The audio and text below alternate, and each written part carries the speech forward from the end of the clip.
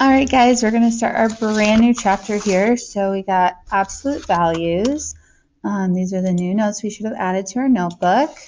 And so if we turn the page, this is a little bit of a lie. There's going to be 3 topics that we're talking about. But the first one that we're going to talk about today is solving absolute value equations. All the abbreviations, just with the words in a me. We'll do that on 76 and 77. Okay. So if we turn the page, actually let's start on 77. Looks like this. So what we want to remember is like what the heck an absolute value bar even looks like and even is. So what is an absolute value? Oop. See, that's why I don't spell things out and I abbreviate. So an absolute value really is talking about the distance between 2 numbers. It's how far apart they are. And distance is always a positive value. I can't travel a negative distance. So that's kind of what absolute value bars do. So for example, you might see something that looks like the absolute value of 7, which is just really asking like, what is the distance between 7 and 0? Like if they don't give you that second number, it's always 0. So what's the distance between 7 and 0? So 7. What is the distance between negative 58 and 0? And that's 58. Or another fun, interesting question to ask is what we have to take a look at today. And that's like, what is the absolute value of something when I know the distance is 4? So that's a new, fun, interesting question to ask. Like, what is x when the distance from 0 is 4? And so really what x could be is positive 4, or it could be negative 4, because both those numbers are 4 from 0. Okay, so like if we think about our number line. Now, before we talk too much about solving, let's remember kind of how to evaluate an expression. So if we're going to take a look at a problem that has absolute value bars in it, you almost want to treat your absolute value bars like parentheses. So bars are kind of the same as parentheses, meaning whatever I need to do inside first. So first we're going to substitute the value for the variable. They told me that x was negative 2, so this problem isn't as scary as you think. Simplify the absolute values, and then simplify your expression. So first things first, we're going to put negative 2 in for x, wherever I see x. And then we do want to treat our absolute value bars like parentheses. So I'm going to do what's inside first. So inside these absolute value bars, I have a negative next to a negative, which is going to be a big old plus. Now really over here, there's nothing to do inside the absolute value bars, so I can just think like, what is the absolute value of negative 2? Or like, how far is negative 2 from 0? And that's 2. Really, it's just always going to spit out a positive answer. Now over here inside the absolute value bars, I can add those things up, like 3 plus 2 is 5. And then the absolute value of 5 is 5, but it's smashed up against this 2, which means I am going to multiply them. And so 2 times 5 is 10, plus 2 is 12. Okay, so a couple more to try here. Along the top, they're telling me what all my variables are. So like x is negative 1, y is 2, and z is negative 3. So we can just plug these in as we go. So we got 10 minus the absolute value of 5 times, well, z is negative 3. And And then I kind of need to treat my absolute value bars like parentheses. So we'll do what's inside first. And 5 times negative 3 is negative 15 plus 3. And then like negative 15 plus 3 is negative 12. And now that my absolute value bars are all simplified inside, now I take the absolute value. So the absolute value of negative 12 is positive 12, but then there is this subtraction sign outside, so like don't be freaked out. 10 minus 12 is negative 2. So it's not like my answer always has to be positive, but when I take the absolute value, that number that comes out will be positive. But if there's another negative in front of it, it might change back to a negative. So, all right, looking at the next. If we have x is negative 1 minus y, which is 2, I didn't really need parentheses there because there wasn't like a weird distributive multiply thing. So I'll do what's in the absolute value bars first, and negative 1 minus 2 is negative 3. And now that we're all simplified in there, we'll just take the absolute value. So that's 3 plus 6 is 9. Then if we come over here, inside the absolute value bars, we got y, which we're going to replace with 2. And I used parentheses that time because it was like smashed up against this other 2. And then x is negative 1, so I'm also going to use parentheses there just so I don't have like signs right next to each other.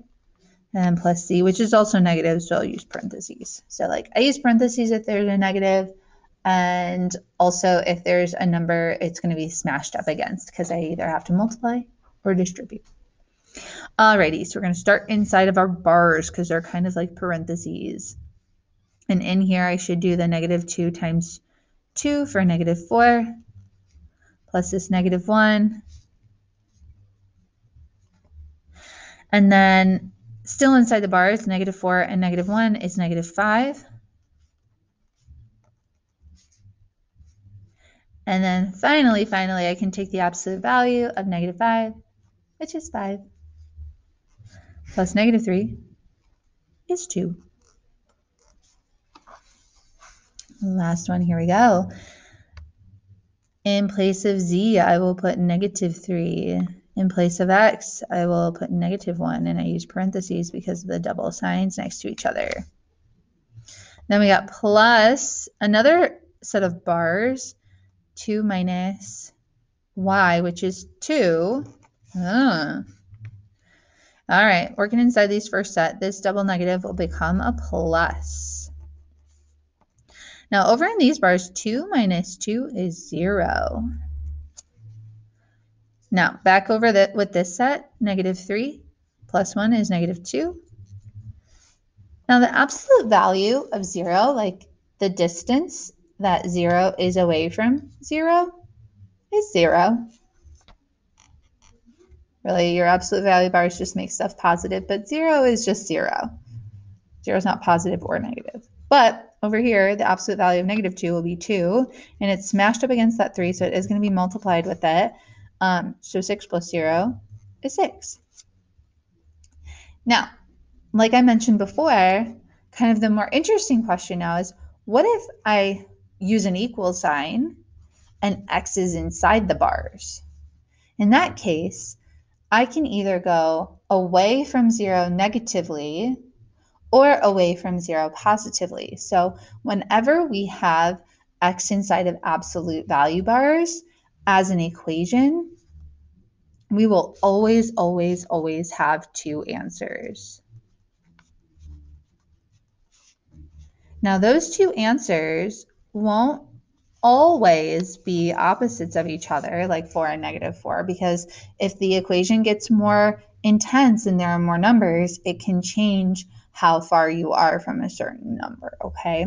So let's try some. And guys, I'm going to finish this one up here, but I'm going to post another video of me doing more examples on 76. So when we're trying to solve an equation that has absolute value bars, it's very important that we follow these steps.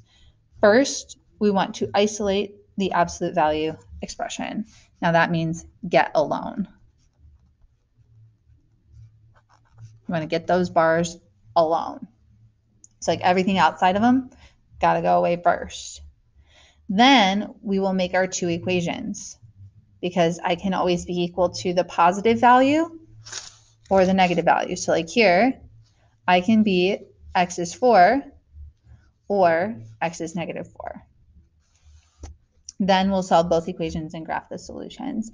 Now in this one we won't graph because it's just equal to, but coming up we're going to be doing some inequalities, and those ones need to be graphed. So looking over here where my bars are, there is stuff outside of the bars. You almost want to like ignore this, and like there's stuff outside the bars. You got to get rid of it. So I'm going to add that 3 away. And so we'll have absolute value of x minus 5 equals 10. Now that the bars are the only thing left over there, okay, so we isolated our expression, create two equations. Okay, so we're going to take exactly what we have here, and whatever this is can equal 10, or whatever this is can equal negative 10. Okay, so the inside part stays the same. It's the outside part, the other side, that changes. So 10 and negative 10. Then we just want to solve each one. So like over here, I'll add 5. And so x is 15. And over here, I'll also add 5, but I'm adding it to a negative 10, which is going to make it negative 5. So x is either 15 or negative 5. And if you think about plugging it back in, it totally makes sense. Because like if I put 15 here, 15 minus 5 is 10. Absolute value of that is 10 minus 3 is 7. Now if I put the negative 5 there, negative 5 minus 5 is negative 10. Absolute value is 10 minus 3 is 7. So both work. Alrighty, let's try some more. And I'm sorry if a bell rings. Okay, so if I ignore this, put my sides down. There's nothing over there with those bars. The bars are all alone. There's nothing on the outside of them. So right off the bat, I can make my two equations. So again, inside stuff all stays the same, and we're equal to positive 7. Inside stuff all stays the same. 3 minus 2x. But outside number changes, so negative 7. Then we just solve each one, and we're not going to graph these ones, but we'll subtract the 3. So negative 2x equals negative 10. Oh my goodness me. No, 7 minus 3. I'm not even thinking. That's 4. Divide by negative 2. And x is negative 2. Oh my goodness me. I just wanted it to be 10 so bad. Oh. Did you see that? Freak out for a second? That was wild. All right. Next, on this one, I'm going to also subtract 3. We'll have negative 2x left. This is where I'm going to get 10 because they're both negative. We added up. So negative 10, divide the negative 2, and x is 5. So x is either negative 2 or it's 5. They're kind of both options. Like it could be this one or it could be that one. You can pick either because if I walk, then they're the same distance apart from the middle number, whatever it is. Oh, dang. Okay, on this next one, there's a lot of stuff on the outside of those bars. Like this 5 is being subtracted. Also, this 2 is being multiplied to it, like being smashed up against it. Now, when we're trying to solve, we always want to get rid of addition and subtraction first. So I'm going to add that 5 over. And that will get rid of it here. So 26. And then this is really being multiplied, but I can't do it. I have to get rid of it. I have to get the bars alone. So I divide the 2 to get rid of it. And now my bars will be alone. So 13. Okay. So now that my bars are alone, we can make our two equations. Sorry, this line is going to kind of be in the way. Oops. My first equation stays completely the same. 2g minus 3 equals 13. The second equation, the stuff inside the bars always stays the same. I'm just going to change that 13 to a negative. Okay, because it's like whatever this is, it could be 13 or it could be negative 13 because that's how far it is from 0. So we'll add the 3. 2g equals 16. Divide the 2. So g could be 8. Or over here when I solve, add that 3. So 2g equals negative 10. Divide the 2. And g is negative 5. So always, always 2 answers. Even though we're saying or in between, oh my God, it's doing that weird freaky thing again. Even though we're saying or in between, both of the answers are correct. You always have to have both.